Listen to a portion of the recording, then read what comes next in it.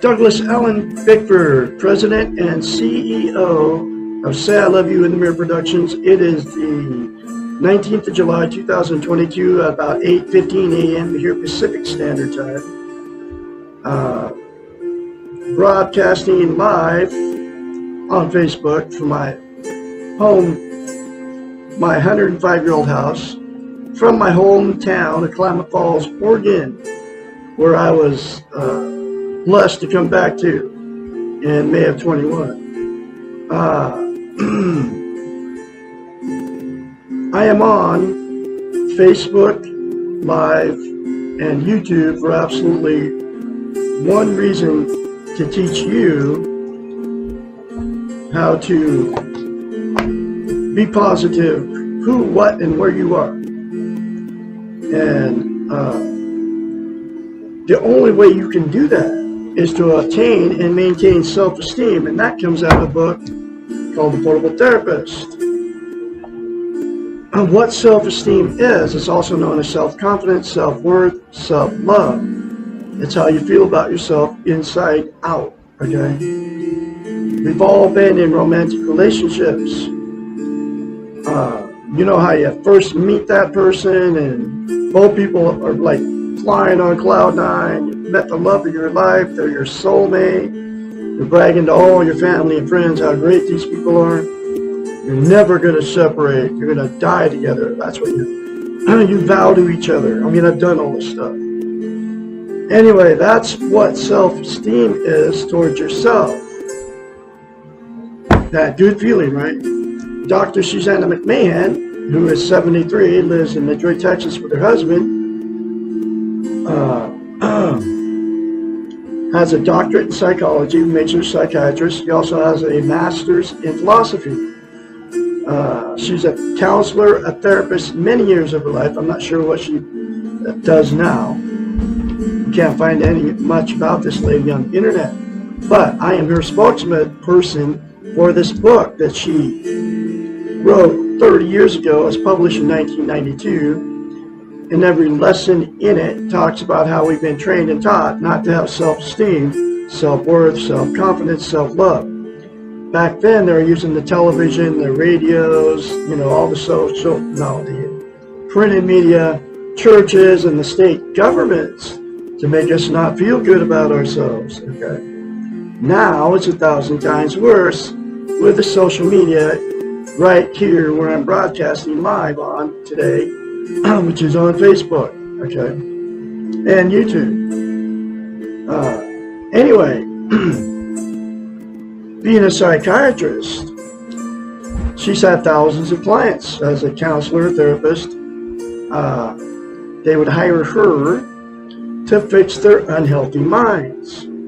She knew that nobody was teaching self-esteem. In fact, they were taking it away from us on purpose. Every lesson in this book, it doesn't have chapters, it's in question form. I call it lessons. Every lesson in this book talks about how we've been trained and taught not to have self-esteem, just like I said, right? So, in order, as a psychiatrist, what a psychiatrist is, they study the science of the mind, how it functions. So she knows how the brain works. People would hire her to fix their unhealthy minds, like I said, and she knew they didn't have self-esteem. There's only one way to get a healthy mind, and that's to attain and maintain self-esteem, okay? And so she had to come up with a way to get her clients to give themselves self-esteem, because nobody can give you self-esteem except for you, okay? And so she came up with a very simple concept. It's called mirror therapy. She told her clients to say 4 things to themselves in the mirror daily without fail. I love you. I love my inner child. I'm worthy to be loved. Worthy to love. I am full of goodness. Those 4 things to yourself in the mirror, too, will give you self-esteem on steroids instantaneously. Okay? But to maintain that self-esteem, you have to practice it daily. It's like lifting weights. You start lifting weights and you stop, you have to start over from scratch. because you lose the muscle mass, right? Self-esteem is the exact same thing for the brain. So you have to say it every day, literally, for the rest of your life. I love Douglas Allen Bickford. I love my inner child. I'm worthy to be loved. I'm worthy to love. I am full of goodness. Less than 10 seconds, folks, instead of criticizing yourself. Here's why she came up with mirror therapy as a psychiatrist who knows how the brain functions. It's a psychological event that happens in our brain. We cannot lie to ourselves in the mirror. We can't say something that we don't believe about ourselves. That's why you can very easily say bad things about yourself or think them when you're in front of the mirror. We're all in front of the mirror every day. Because that's what you believe about yourself, because that's what you've been taught about yourself. Just one of the ways they've taught us to feel bad about ourselves is all the religions. Comes out of the Bible and the Quran and all that. That we were born bad and we need a punishment. We need a savior to save us from this place called hell, right? When we die. But that's how they taught us. That's just one of the ways they've taught us. Okay? To feel bad about ourselves. So, literally, you'll have to say those 4 things to yourself in the mirror for the rest of your life. Like I said, it'll take you less than 10 seconds. The other reason she came up with mirror, no, I just told you that. So, the very first time you say it, folks, you'll have to force yourself to do it. It's going to feel very, very, very strange and awkward. Do it anyway, no matter how it makes you feel. And it will instantaneously, I mean, you will feel it the very first time you do it. Every time you say it, it'll get easier. The more you say it, the more you feel it, and the more you believe it. The reason that attaining and maintaining self-esteem is absolutely the most important thing you can have as a human being. Okay. You got to wonder why nobody's teaching it, how to get it. It's because you can't be content without it. What content means is to feel good about how, where, and what you are. It's also known as internal peace. There are 11 things that people are using to try to be content. Get internal peace, right? Facebook, drugs, alcohol, sex, television, food, gambling, religion, another person, material possessions, or money. Those 11 things are known as externals. They're outside of yourself. They'll make you temporarily feel content, but that it's always just a temporary fix. Just think about the pot high or the alcohol buzz. Always goes away, then you have to have more to make the same good feeling, right? Then the other 9 things are exactly the same thing.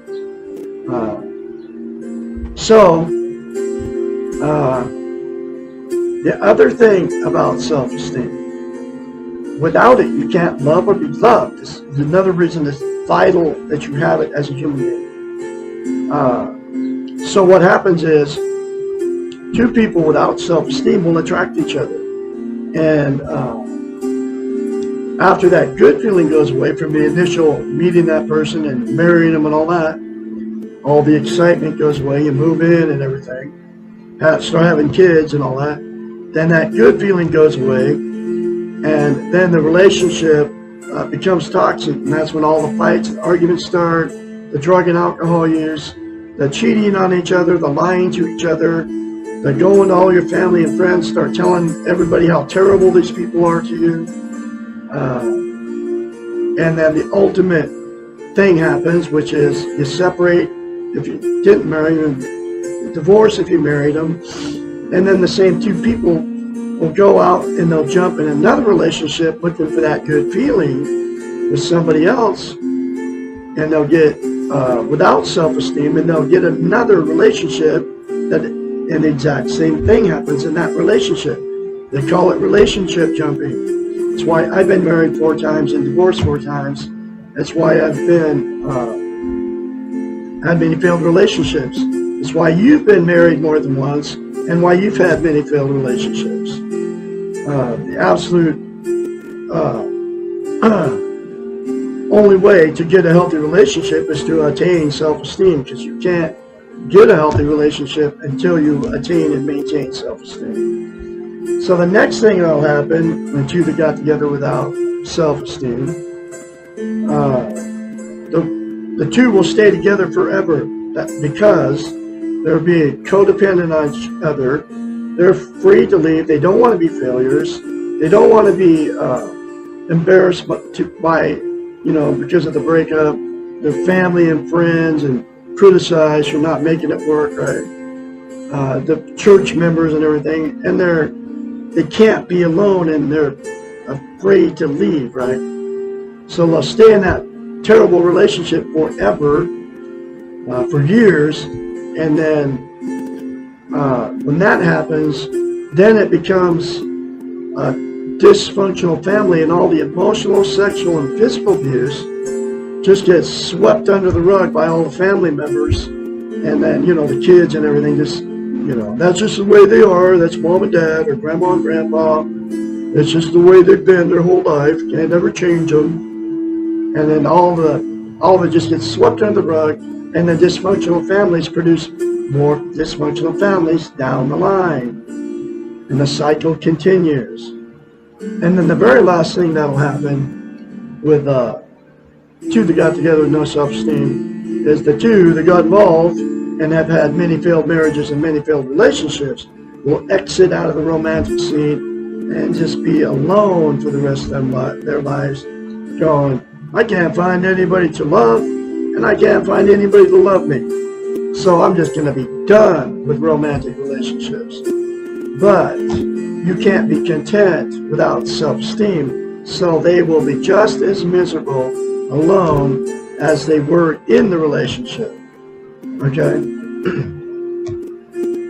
So, my style of teaching. There is a cure for everything. If all parties involved in all these different scenarios I just mentioned, which is to the tune of billions of people on the planet, would say 4 things to themselves in the mirror daily, which I already told you about, and get this book and go through the many other concepts in this book. If you're in a toxic relationship, it will fix that toxic relationship if both parties do it. If you're in a dysfunctional family and all parties involved in the dysfunctional family said 4 things to themselves in the mirror, it will fix the dysfunctional family and it will stop the cycle. Okay? But everybody involved would have to do it. This book is very cheap on Amazon. Brand new copy, $16. Come right to your front door, just like I got this brand new. Okay. So, all that said and done, that's what happens without self-esteem to romantic relationships. And like I said, there's billions on the planet without running around without self-esteem, and that's because nobody's teaching it, except for Douglas, Ellen, Bickford here in Klamath Falls, Oregon. They don't want us to have it, okay? And I'm going to continue. It is my life's work to teach you how to attain and maintain self-esteem. I will be doing this for the rest of my life, along with my music. So I'm going through this book one lesson at a time. Here's that next lesson. Lesson number 60. What is social interest? Social interest is a concept developed by Alfred Adler, which basically means the ways in which we relate with others. It follows after self-esteem, which is our relationship with ourselves. You can't have a healthy relationship unless you love yourself, folks. That's why you've been in many toxic relationships. And I'm not just talking about romantic relationships. You can't even have a healthy relationship with another human being until you attain and maintain self-esteem. And the 4 things to yourself in the mirror will do that. It follows after self-esteem, which is our relationship with ourselves. Social interest flows from self-esteem in a natural manner because it is a human need to relate with others, and to have relationships. This section of the book deliberately follows the previous sections which deal with developing self-esteem. All the rest of the chapters taught you how to get self-esteem and maintain it. That's why you got to get this book and read it for yourself. This order is necessary because it is a critical first to learn self-esteem and then focus on relationship issues. The Western model, here's where that training comes from. The Western model does not teach us to love ourselves first, but jumps right into loving others. Now listen very carefully to this. We cannot love someone else if we do not know how to love ourselves. And we cannot accept love from others if we do not realize that we are worthy of being loved. And that's what those 4 things to yourself in the mirror would do for you, folks.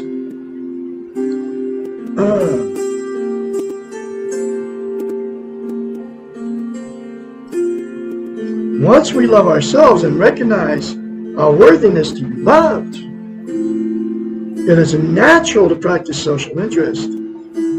We merely do to others what we have learned to do to ourselves. Wow! This is powerful stuff, folks. We accept, we support, we encourage, we forgive, we suspend judgment, we let go when necessary. We cannot do any of these things with others until we can do them easily with ourselves. In order to have social interest, healthy relationships with others, which is exactly what that means, we must first have taken care of our own needs. Good relationships, clean relationships, cannot be comprised of needs and illusions and expectations. Social interest is not about getting our own needs met through others, nor is it about dependency and control issues. Social interest is about being interested and accepting others, of where others are, and being encouraged and being encouraging to others. It means caring, sharing, supporting, understanding other people as they are and not interfering or trying to change them. Being involved with others is one of our greatest challenges.